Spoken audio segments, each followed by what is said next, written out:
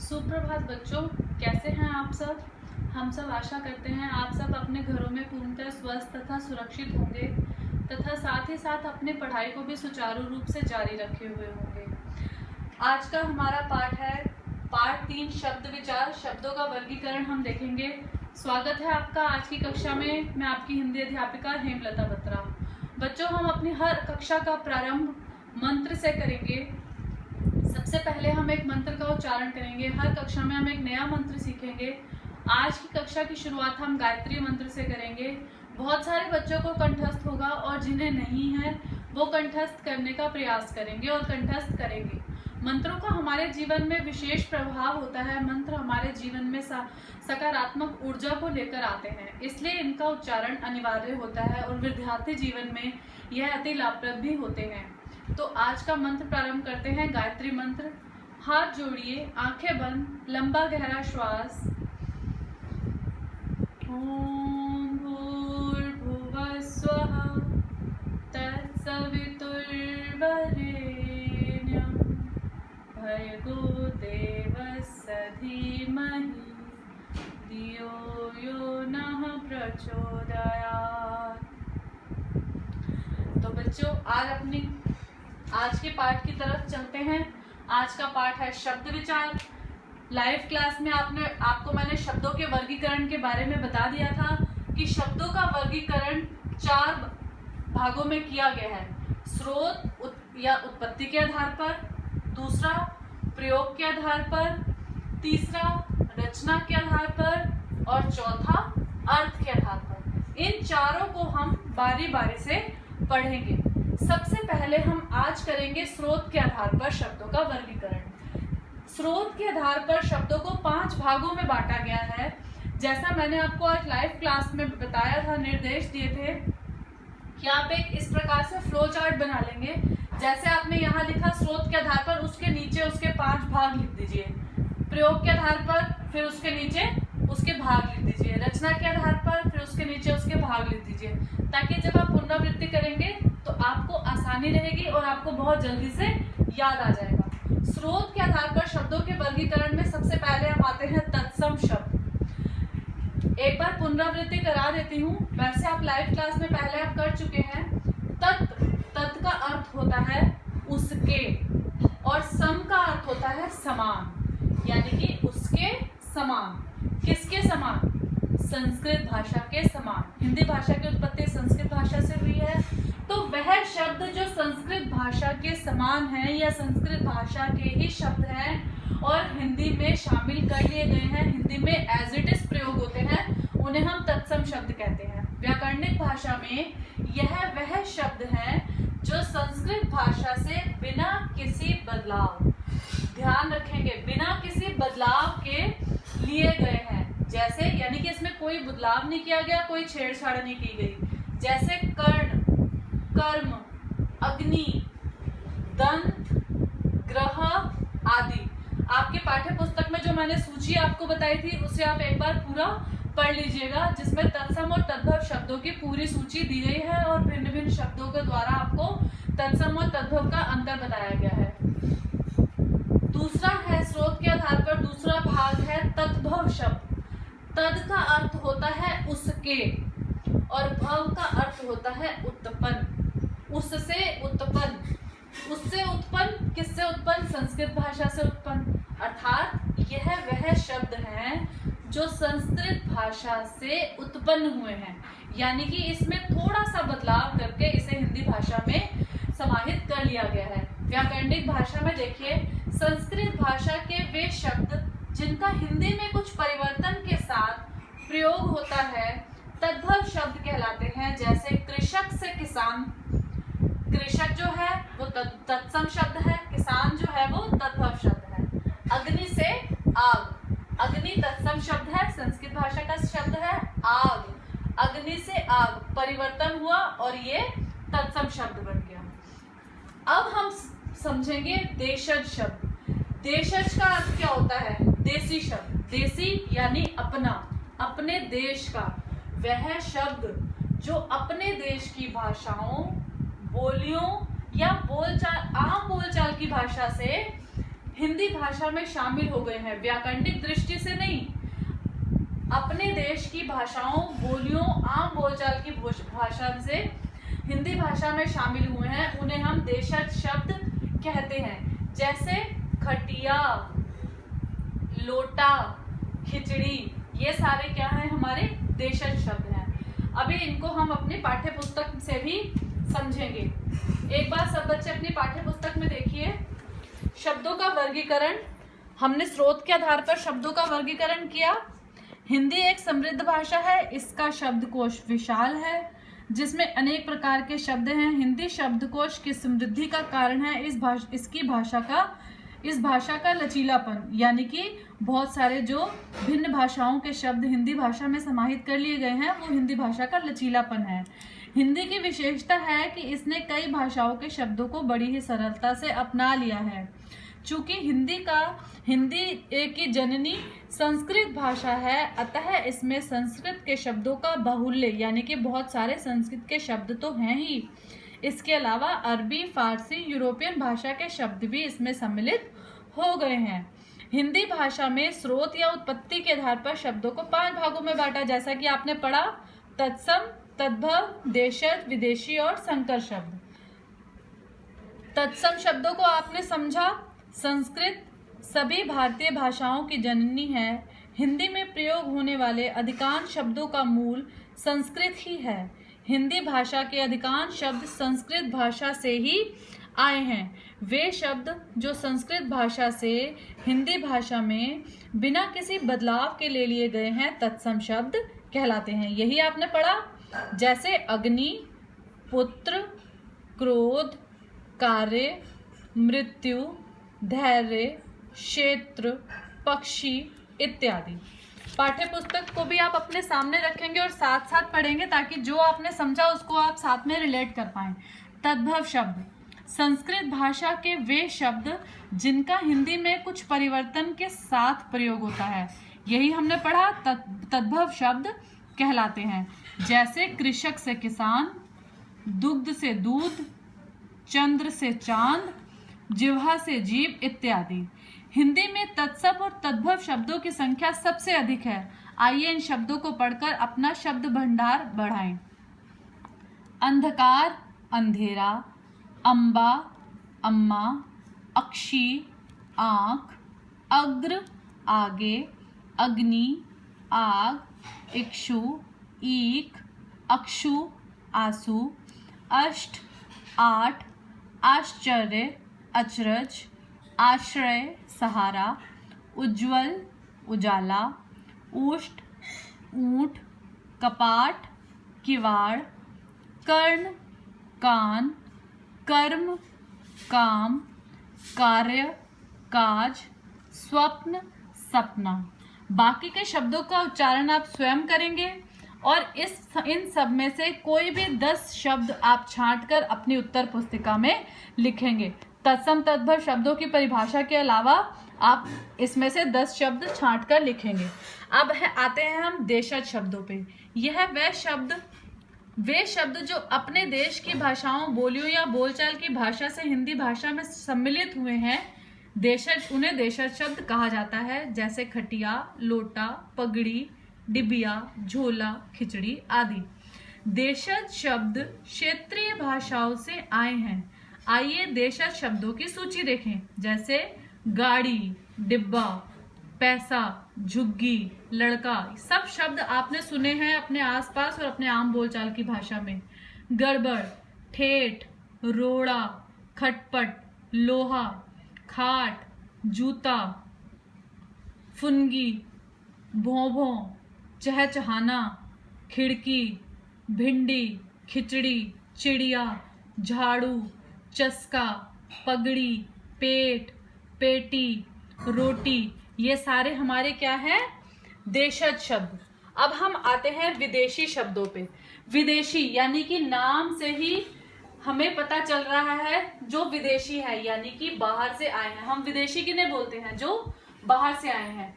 इसी प्रकार शब्दों में भी विदेशी शब्द वो हैं जो बाहर से आए हैं, विदेश से आए हैं। जो शब्द विदेशी भाषाओं से हिंदी में आए हैं उन्हें विदेशी शब्द कहते हैं। आपको सभी बच्चे अच्छे से जानते हैं कि भारत पर अलग अलग देशों ने आकर आक्रमण किया और यहाँ पर अपना राज किया। तो वो लोग तो यहाँ से चले गए, लेकिन उनकी भाषाओं के कुछ शब्द जो थे वो यहाँ पर रह गए, जिन्हें लोगों ने अपनी आम बोलचाल की भाषा में अपना लिया और फिर वो हिंदी भाषा में एज इट इज सम्मिलित हो गए। जैसे जाने अनजाने हम बहुत सारे ऐसे शब्दों का प्रयोग करते हैं जो विदेशी शब्द हैं।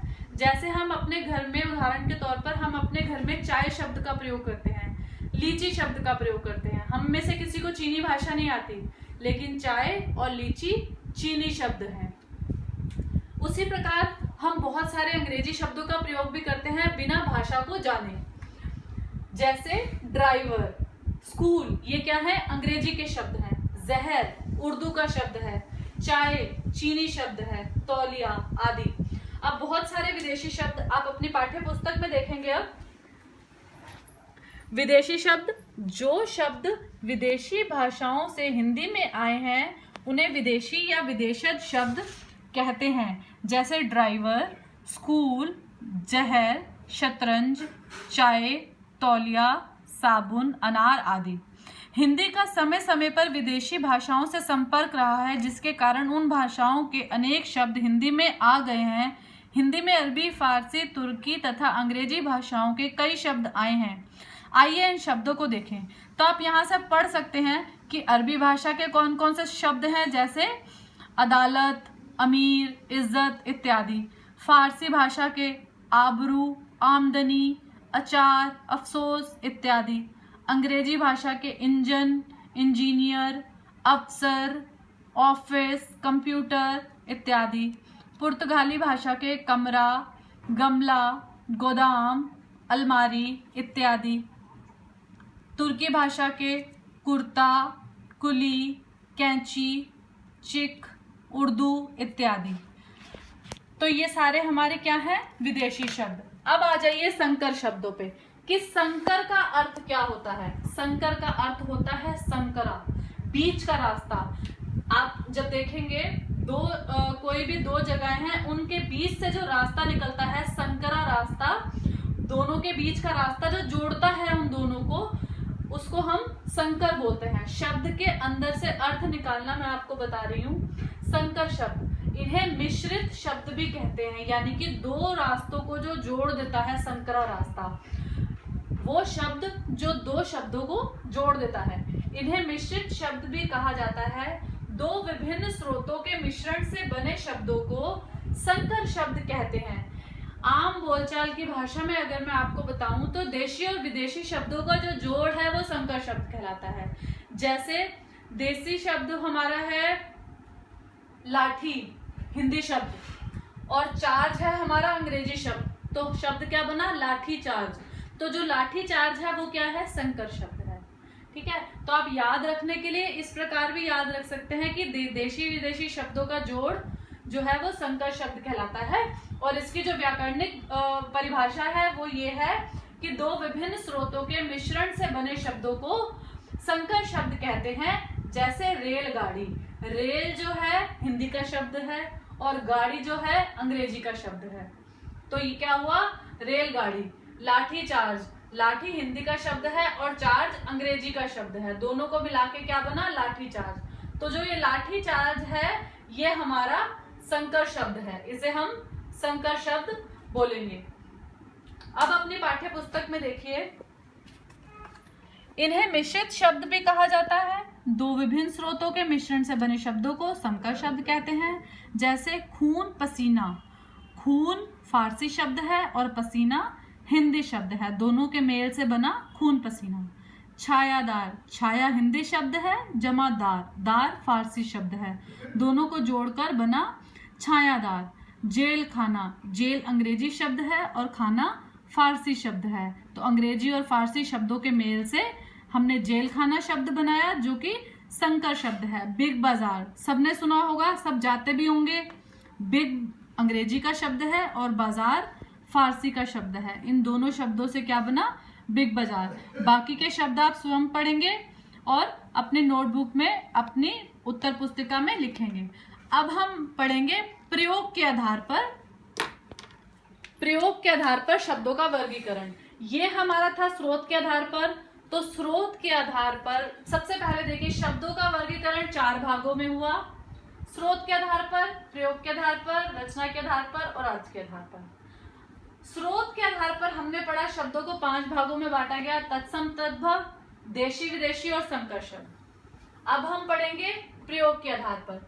प्रयोग के आधार पर शब्दों को 2 भागों में बांटा गया है, विकारी शब्द और अविकारी शब्द। इनको भी हम नाम से समझेंगे। विकारी यानी कि जिसमें विकार उत्पन्न होता है, बाधा उत्पन्न होती है, उन्हें हम विकारी शब्द कहते हैं। जो परिवर्तनशील हैं, वे शब्द जिनमें लिंग, वचन, कारक आदि के कारण विकार आ जाता है, विकारी शब्द कहलाते हैं। ये 4 प्रकार के होते हैं, संज्ञा, सर्वनाम, विशेषण और क्रिया। इसको उदाहरण से समझेंगे। संज्ञा क्या होती है? किसी भी वस्तु, व्यक्ति या स्थान के नाम को संज्ञा कहते हैं। तो नाम है, अगर एक का नाम सुनीता है और एक का नाम गीता है, परिवर्तन हो रहा है, किसी का कोई नाम है, किसी का कोई नाम है, जगह है, भिन्न भिन्न नाम है, तो वो क्या है? परिवर्तनशील है। अच्छा, सर्वनाम, ये, वे, वह, हमारे जो सामने बैठा है उसको भी ये बोलते हैं या वह बोलते हैं, और जो दूसरे स्थान पर बैठा है उसको भी वह बोलते हैं।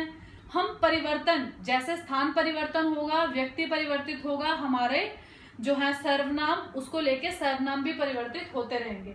विशेषण, जैसे हमने बोला यह लड़का बहुत सुंदर है, यह लड़की बहुत खूबसूरत है, तो हमने विशेषण के आधार पर भी परिवर्तन हुआ इसमें। और क्रिया के आधार पर, जैसे लड़का खेल रहा है, लड़के खेल रहे हैं, लड़के खेलेंगे, ये सारा क्रिया के आधार पर भी परिवर्तन हुआ। यानी कि वे शब्द जो परिवर्तनशील हैं, विकारी शब्द कहलाते हैं। याद रखने के लिए आप ऐसे याद रखेंगे। व्याकरणिक तौर पर इसकी परिभाषा के लिए, वे शब्द जिनमें लिंग, वचन, कारक आदि के कारण विकार आ जाता है, विकारी शब्द कहलाते हैं। ये 4 प्रकार के होते हैं, संज्ञा, सर्वनाम, विशेषण और क्रिया। संज्ञा, सर्वनाम, विशेषण और क्रिया। आगे देखेंगे अविकारी शब्द। अभी हम पाठ्य पुस्तक से भी इसको समझेंगे। अविकारी, विकारी के साथ अ लग गया, मतलब अविकारी यानी कि अपरिवर्तनशील। तो ये परिवर्तनशील थे, ये अपरिवर्तनशील हैं। वो कैसे? ऐसे शब्द जिनमें लिंग, वचन, कारक आदि के कारण कोई भी परिवर्तन नहीं होता, अविकारी शब्द कहलाते हैं। यह 4 प्रकार के होते हैं। परिभाषा सेम है, सिर्फ इसमें परिवर्तन होता है और इसमें परिवर्तन नहीं होता है। हमें सिर्फ इतना याद रखना है, जैसा कि इसके नाम से पूर्णतः स्पष्ट है, विकारी और अविकारी। इसके 4 प्रकार कौन से हैं? पहला है क्रिया विशेषण, दूसरा है संबंध बोधक, तीसरा है समुच्चय बोधक और चौथा है विस्मयादि बोधक। अब पाठ्य पुस्तक से इसको समझेंगे। पहले देखिए प्रयोग के आधार पर। प्रयोग के आधार पर हिंदी में 8 प्रकार के शब्द हैं, संज्ञा, सर्वनाम, विशेषण, क्रिया, क्रिया विशेषण, संबंध बोधक, समुच्चय बोधक और विस्मयादि बोधक। इसमें से बहुत सारे आप पढ़ चुके होंगे और कुछ ऐसे हैं जो आप आगे पढ़ेंगे। वाक्य में प्रयुक्त होने पर इनमें से कुछ शब्दों का रूप परिवर्तित हो जाता है और कुछ जो के त्यों रहते हैं। इस आधार पर उपयुक्त शब्दों को 2 भागों में बांटा गया है, विकारी शब्द और अविकारी शब्द या अवयव। विकारी शब्द में हमने पढ़ा, विकारी का अर्थ होता है परिवर्तनशील, अर्थात जिसका रूप परिवर्तित हो जाए। परिभाषा है, वे शब्द जिनमें लिंग, वचन, कारक आदि के कारण विकार आ जाता है, विकारी शब्द कहलाते हैं। ये 4 प्रकार के होते हैं, संज्ञा, सर्वनाम, विशेषण और क्रिया। जैसे लड़का, लड़के, लड़कों, लड़की, लड़कियां, लड़कों आदि। ये क्या है? संज्ञा के आधार पर हो गया। सर्वनाम में देखिए वह, वे लोग, उन लोगों का, इस प्रकार। विशेषण अच्छा, अच्छी, अच्छे। क्रिया पढ़, पढ़ा, पढ़ी, पढ़े, पढ़ो, पढ़ें, पढ़िए, पढ़ोगे। तो ये परिवर्तनशील हैं, यानी कि परिवर्तन इसमें हो रहा है। संज्ञा में भी हो रहा है, संज्ञा के आधार पे, सर्वनाम में सर्वनाम के आधार पे, विशेषण में विशेषण के आधार पे और क्रिया में क्रिया के आधार पे। अब हम आते हैं अविकारी शब्द या अवयव। अ जमा विकारी अर्थात अपरिवर्तित होने वाले, अपरिवर्तनशील। ऐसे शब्द जिनमें लिंग वचन कारक आदि के कारण कोई परिवर्तन नहीं होता अविकारी शब्द कहलाते हैं। ये भी 4 प्रकार के होते हैं: क्रिया विशेषण, संबंध बोधक, समुच्चय बोधक और विस्मयादि बोधक। इसे समझेंगे जैसे धीरे धीरे, ऊपर, हमेशा। ये क्रिया विशेषण है। अगर हम धीरे धीरे बोल रहे हैं, जैसे धीरे धीरे चलो, धीरे धीरे करो या धीरे धीरे सोचो, धीरे धीरे लिखो, तो धीरे धीरे में कोई परिवर्तन नहीं आ रहा। आप कोई भी वाक्य बोलेंगे उसमें धीरे धीरे जो है वो अपरिवर्तनशील है। जैसे ऊपर की ओर जाओ, ऊपर चलो, ऊपर लिखो। अब ऊपर शब्द में कोई परिवर्तन नहीं आ रहा है। समुच्चय बोधक में देखिए और, किंतु, क्योंकि, ये हमारे समुच्चय बोधक होते हैं जो वाक्य के बीच में रहकर वाक्य को जोड़ते हैं। कई बार ये वाक्य के शुरू में भी प्रयोग होते हैं, तो इनमें परिवर्तन नहीं आता। जैसे मैं और तू, मैं और तू, जो बीच में और है, तू और मैं आए या मैं और तू आए, और जो है वो स्थिर रहेगा, उसमें परिवर्तन नहीं आएगा। के बिना, के ऊपर, के बदले, ये हैं संबंध बोधक जो संबंध बताते हैं। के बिना, ये संबंध बता रहा है। अब इसके बिना, उसके बिना, किसके बिना, इससे कोई मतलब नहीं है। जो के है इसमें कोई परिवर्तन नहीं आएगा। अरे, वह, है, ओहो, शाबाश, विस्मयादि बोधक है ये। मतलब इसमें कोई भी परिवर्तन नहीं आता।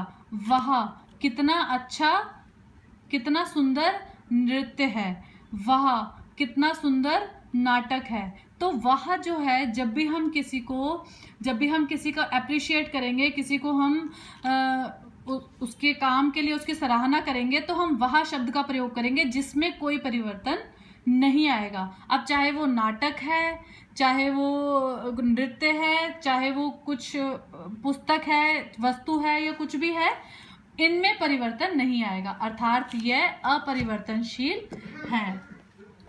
तो बच्चों, आज आपने स्रोत के आधार पर और प्रयोग के आधार पर शब्दों के वर्गीकरण को जाना। मैं आशा करती हूँ आप सब बच्चों को बहुत अच्छे से समझ आया होगा।